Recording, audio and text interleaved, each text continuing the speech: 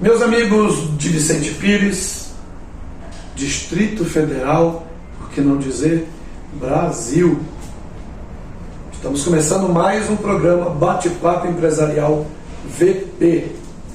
No programa de hoje nós vamos falar de tecnologia ou de projetos tecnológicos.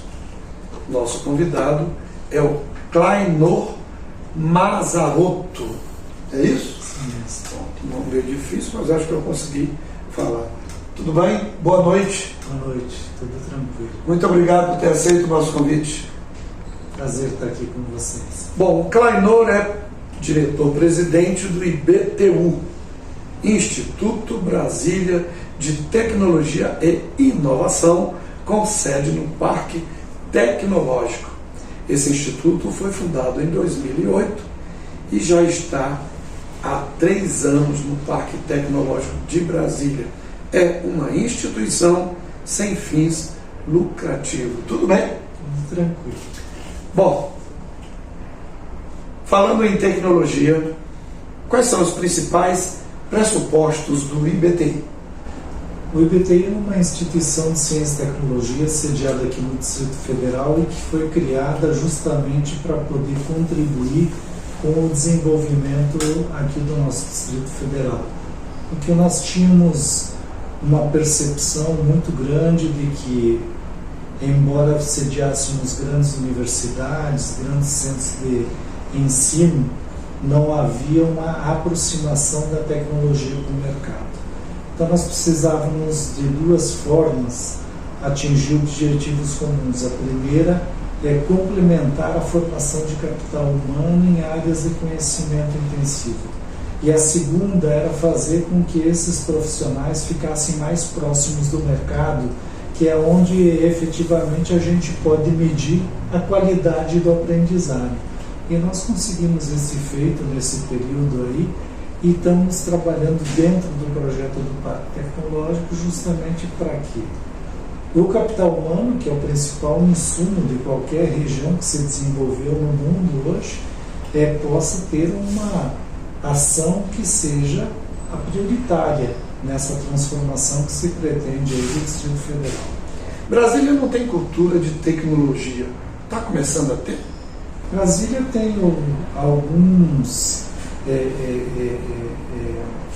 nichos, né, sobretudo do governo federal, muito grandes, mas se você considerar que nós temos uma população na região superior a 4 milhões de habitantes, nós poderíamos ter com certeza um papel muito mais relevante no nível nacional. Aí 4 milhões, você está falando de Brasília e mais a região geoeconômica. Exatamente. Poderia ser muito mais relevante porque hoje quando você trabalha com inovação, tecnologia, essas áreas de conhecimento intensivo, você quando sai aí do eixo São Paulo-Campinas, parte do Rio de Janeiro, o resto do país tem uma relevância um pouco menor. E o Distrito Federal, se tivesse uma política de longo prazo bem feita e bem aplicada, seguramente poderia ter muito mais empresas sendo aqui criadas e desenvolvidas e muito mais pessoas que tivessem oportunidade de efetivamente trabalhar com aquilo que ele aprendeu. Vou lhe dar um exemplo. Um colaborador nosso formado em engenharia eletrônica estava hoje me falando do seu desapontamento por não ter oportunidades na área que ele estudou, em engenharia eletrônica, porque a nossa indústria local aqui praticamente não tem hardware, não tem nada que vale. Por isso que eu lhe falei que Brasília não tem a cultura de tecnologia. E lhe perguntei se isso está em ascensão. Aliás, deixa eu aproveitar você que está nos acompanhando para dizer, se você ainda não é inscrito no nosso canal, inscreva-se já. Com certeza o nosso canal vai te oferecer algum conteúdo importante para a tua vida pessoal ou profissional. E se você já é inscrito no nosso canal, deixe o seu like e ative o sino das notificações. Para nós é muito importante saber qual é a sua opinião sobre o que nós publicamos. Trazendo para esse contexto, como é que sobrevive um instituto de tecnologia numa região que não tem cultura e que precisa de aporte de capital para sobreviver. Como é que funciona? Desde o princípio nós tivemos uma opção de que o Instituto precisaria ser autossuficiente, ter a capacidade de gerar os seus próprios recursos para conseguir assim fazer o seu desenvolvimento. E dentro dessa estratégia nós optamos por buscar empresas, sobretudo do Sul e do Sudeste, que tenham necessidade de desenvolver seus projetos de pesquisa e desenvolvimento para fazermos essas parcerias. Então hoje basicamente o nosso processo de desenvolvimento de projetos são com recursos oriundos dessas empresas que confiam no IBTI para assim fazer o desenvolvimento dos seus novos projetos. Que tipo de pesquisa as empresas buscam no IBTI? Nós temos exemplos muito variados. Nós temos hoje gerenciadores de redes de comunicação, porque hoje quando você fala em fibra ótica, todo mundo sabe o que é o cabo, mas ninguém sabe o tamanho da infraestrutura que precisa para gerenciar esse negócio todo. Você tem aspectos de projetos com inteligência artificial, onde a gente tem que, a exemplo para a cultura da cana-de-açúcar, a gente precisava determinar naquele determinado talhão qual o melhor dia para plantar, qual a melhor variedade. Isso é possível por meio do desenvolvimento de um aplicativo, de um software? Sim, baseado em inteligência artificial você pode fazer isso acontecer. Nós desenvolvemos projetos e o IBTI no Brasil é líder nisso, uma tecnologia chamada LoRaWAN. O que é isso para a comunidade que não entende? A LoRaWAN é um padrão de comunicação para a internet das coisas. Então a gente hoje tem capacidade de ter sensores nos mais diversos pontos e esses sensores têm uma capacidade extraordinária de enviar sinais e de duração de baterias. Então, com essa tecnologia LoRaWAN, a gente consegue fazer muitas aplicações possíveis. Para uma empresa da área de telecomunicações também, eles tinham um problema de furto de caixa de passagem de fibra ótica. Quando isso ocorria, eles tinham uma grande região sem internet. Então, um prejuízo de demanda, né? Exatamente. Prejuízo de funcionalidade. Exatamente, porque você vai ter toda uma região sem internet. Então nós criamos com essa tecnologia um hardware com software embarcado, onde se a caixa se movimentasse, o sensor detecta se ele se movimentar, se entrar luz e assim por diante. Então é acionado um apoio e resolutividade imediata. Exatamente. Então o que a gente faz é resolver problemas que as indústrias nos trazem. E a gente, com a capacidade de um corpo técnico eficiente, a gente faz isso em tempo muito recorde. Muito bem. Considerando que a nossa região é uma região que, apesar de muitas empresas não estão muito direcionadas a esse desenvolvimento, você me disse que por conta deste contexto, de até talvez voltando à palavra cultura, vocês atendem mais empresas de fora de Brasília, de fora dessa nossa região. Mas dá para dizer para os espectadores, especificamente, por que vocês, sendo uma empresa situada aqui no Parque Tecnológico, atendem preferencialmente ou basicamente as empresas de fora? Na verdade, assim, não é que seja uma preferência, Existem hoje no Brasil determinadas políticas industriais que as empresas aqui do Centro-Oeste, do Norte e Nordeste, elas não estão muito aptas a aproveitar, sobretudo na área de eletroeletrônica, na área de energia, na área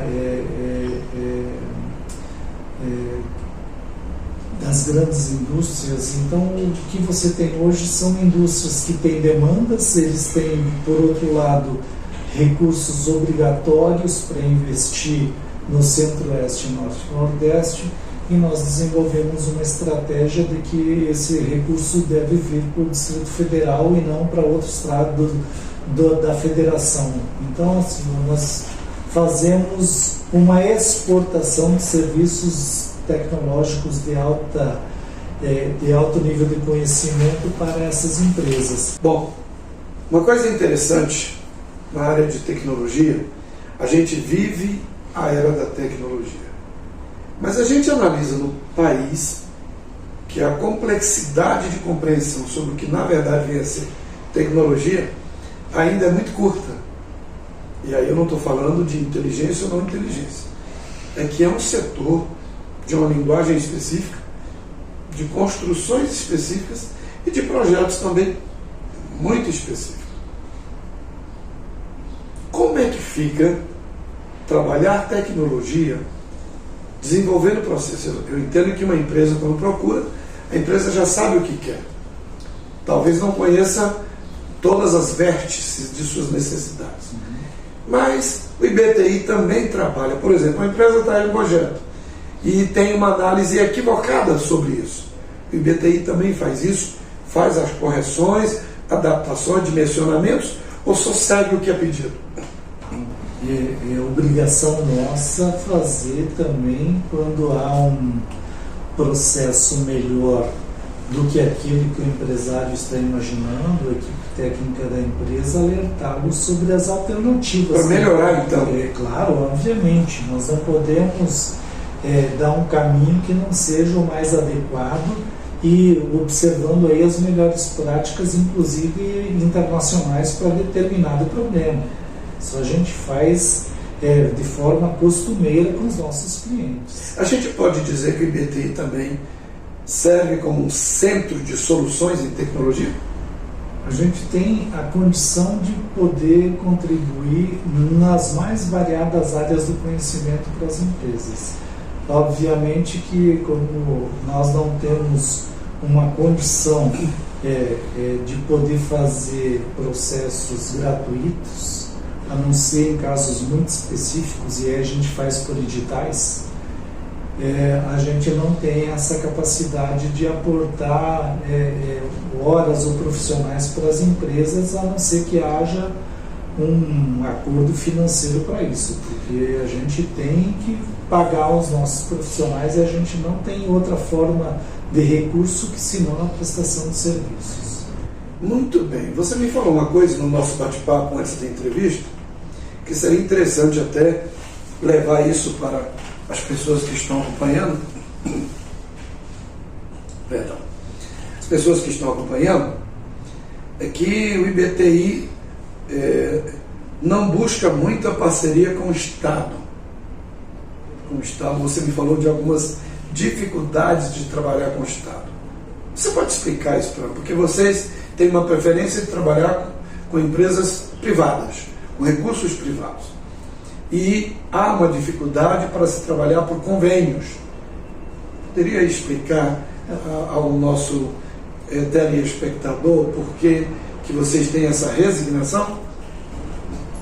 Quando você tem algum tipo de acordo com o Estado, você tem diversas formas de fazer. Nas áreas de ciência e tecnologia, a gente sempre prefere a forma como a gente trabalha, que aqui no Distrito Federal, por exemplo, a própria Fundação de Apoio à Pesquisa sempre faz editais oferecendo aí recursos para aplicação em projetos e assim por diante. Exemplo do próprio governo federal também, sobretudo por meio da FINEP e do CNPq.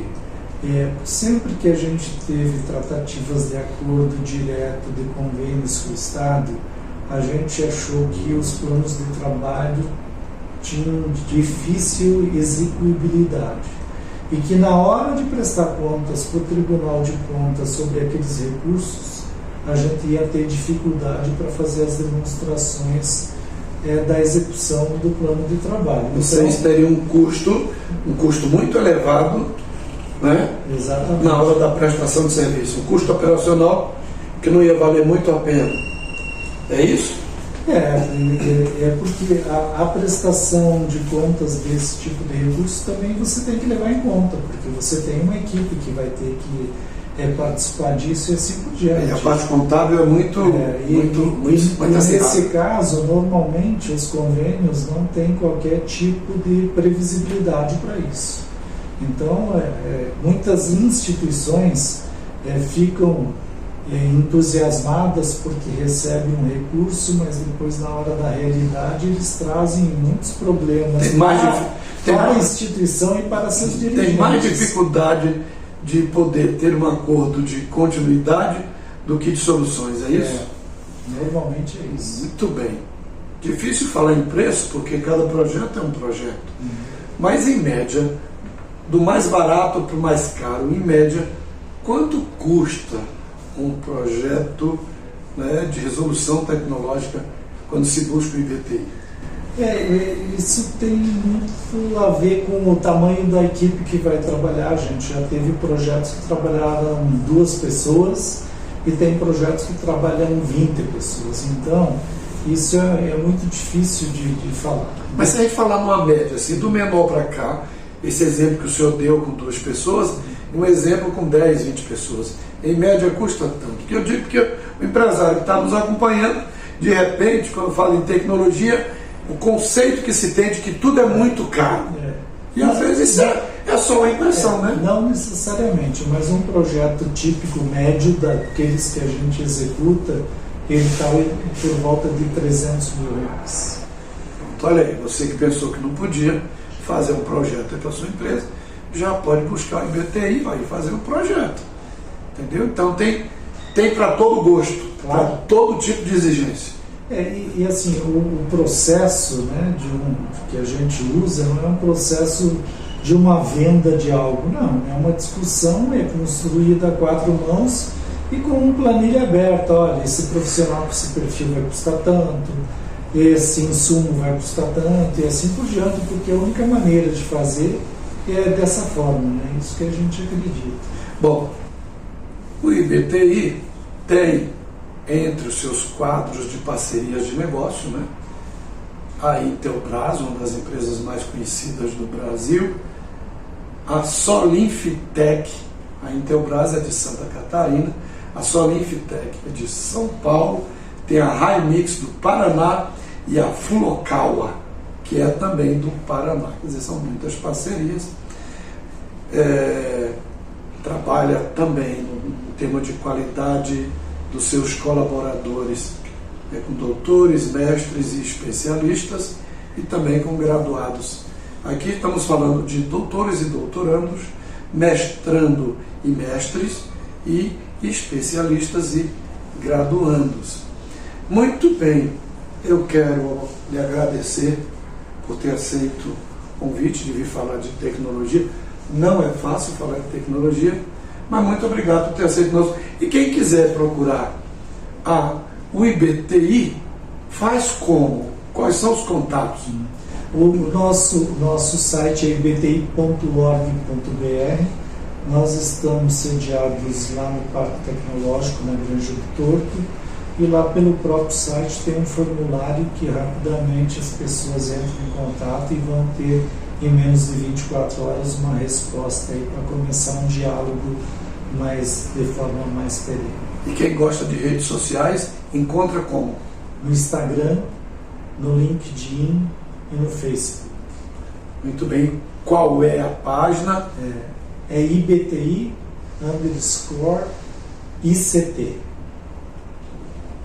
Muito bem. Tem um telefone para contato? Claro. É 3045-2600. Muito obrigado. Obrigado a vocês. O nosso programa Bate-Papo Empresarial de hoje termina por aqui. E se você quer mandar alguma pauta para nós, é só utilizar o telefone 99171-8700 ou nos comentários aí do programa Bate-Papo Empresarial VP. Mande a sua sugestão, com certeza nós vamos buscar este conteúdo. Meu nome é professor Anchieta Coimbra e é o que tínhamos para hoje. Tchau, tchau. Até a próxima.